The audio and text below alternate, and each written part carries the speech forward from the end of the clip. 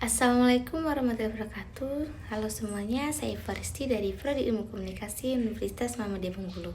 Baiklah, saya di sini akan menjelaskan secara singkat apa itu relasi dan komunikasi.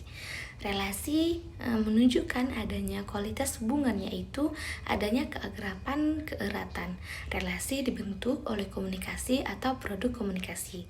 Komunikasi tidak hanya sekedar menyampaikan pesan sebagai level pertama yang disebut dengan konten, tetapi juga mempunyai level kedua yang disebut dengan hubungan, yang menunjukkan bagaimana komunikator memandang dirinya sendiri dan orang lain yang ditujunya. Relasi merupakan interaksi perasaan dan sikap. Relasi berkembang dipengaruhi oleh komunikasi dan pada pasangannya. Relasi berkembang mempengaruhi sifat komunikasi antara pihak-pihak yang terlibat dalam relasi. Komunikasi adalah suatu proses penyampaian informasi, pesan, ide, gagasan dari pihak satu kepada pihak lainnya. Pada umumnya, komunikasi dilakukan secara lisan atau verbal yang dapat dimengerti oleh kedua belah pihak.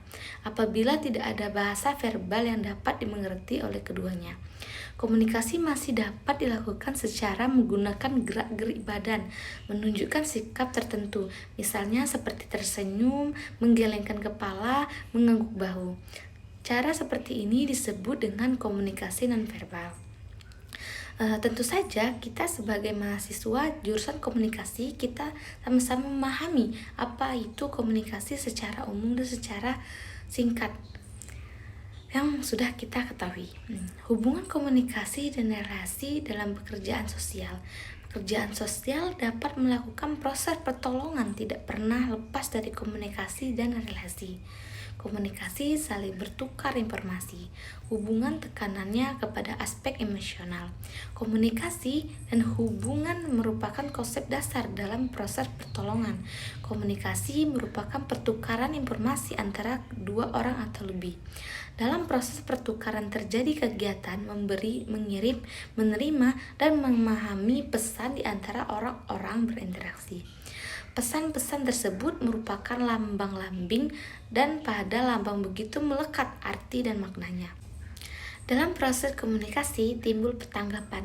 Tanggapan merupakan umpan balik dari pesan-pesan yang disampaikan. Komunikasi merupakan kebutuhan yang sangat fundamental bagi setiap orang dalam kehidupan bermasyarakat. Sebab tanpa komunikasi masyarakat tidak mungkin terbentuk, dan sebaliknya tanpa masyarakat manusia tidak mungkin dapat mengembangkan komunikasi apa yang mendorong manusia ingin berkomunikasi dengan orang lain. Karena secara biologis manusia mempunyai kebutuhan, yaitu kebutuhan untuk mempertahankan selamanya seumur hidup dan kebutuhan untuk menyesuaikan diri dengan lingkungannya. Nah, di sini juga ada peran komunikasi dalam membentuk relasi. Komunikasi yang efektif memainkan peran sentral dalam membangun hubungan sosial yang harmonis. Literasi tentang komunikasi dalam membangun hubungan sosial yang harmonis melibatkan pemahaman konsep, strategi, dan keterampilan komunikasi yang diperlukan. Dengan menggunakan strategi komunikasi yang efektif, mengatasi hambatan-hambatan yang mungkin timbul, dan menerapkan contoh terbaik dalam kehidupan sehari-hari. Individu dapat membangun hubungan sosial yang harmonis, saling memahami, dan menciptakan iklim komunikasi yang sehat dan bermakna. Dalam komunikasi, kita dapat menentukan relasi yang akan kita bangun dari segi komunikasi yang kita lakukan secara verbal maupun non-verbal, tergantung pada cara kita berkomunikasi. Di situ bisa menentukan dan membentuk relasi antara individu dengan individu yang lain. Komunikasi sangat berpengaruh dalam hal membangun relasi yang harmonis. Oke teman-teman, itulah saja penyampaian dari saya. Saya akhiri, wassalamualaikum warahmatullahi wabarakatuh.